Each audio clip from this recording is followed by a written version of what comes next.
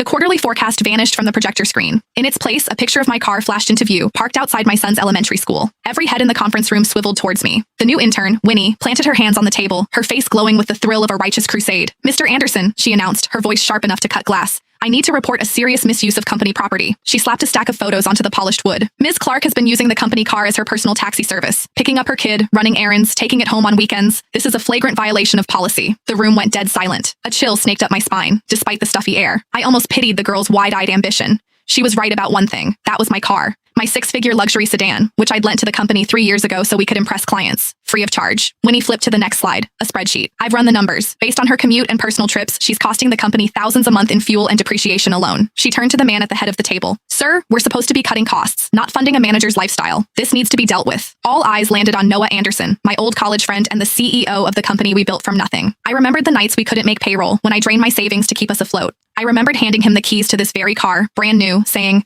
"The company needs this more than I do." He'd used it for 3 years. I'd paid every cent for gas, insurance, and maintenance. I'd even been the one to drive it to the airport for client pickups when our driver was out. Everyone in this room knew it was my car. Trevor from marketing, who just last week borrowed it to take his father to the hospital, was suddenly fascinated by his keyboard. Macy from reception, who took it for joyrides every month, shot me a look of pure disgust. Noah's fingers tapped a slow, deliberate rhythm on the table, his tell when he was weighing his options. He wouldn't meet my gaze. "Ava." His voice was cold, unfamiliar. "Is what Winnie said true?" The air left my lungs. True?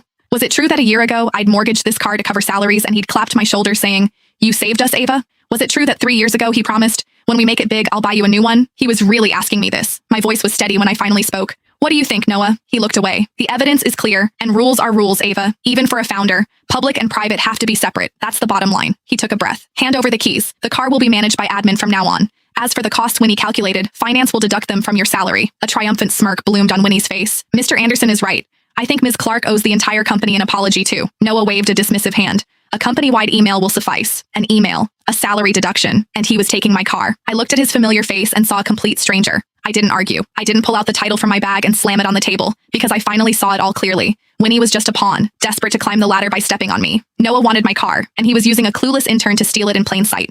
3 years is a long time. Long enough for a lie to feel like the truth, for a gift to be mistaken for an entitlement. I stood, my movements slow and deliberate. I pulled the keys from my bag and set them on the conference table. The metallic clink cut through the silence. "Fine. I accept the decision." My eyes found Noah's, a faint, cold smile touching my lips. "I hope the car continues to bring the company good luck." Noah, who had clearly braced for a fight, let out a slow breath. The tension drained from his shoulders. "Ava, it's for the best. You have to understand, my hands are tied here." Winnie snatched the keys, clutching them like a trophy. "See? If you just cooperated, we wouldn't have had to make this a public spectacle." I gave her a long look, a flicker of pity the only thing I felt. She had no idea what she was holding. She thought she'd just won the battle. In reality, she'd just handed me the match.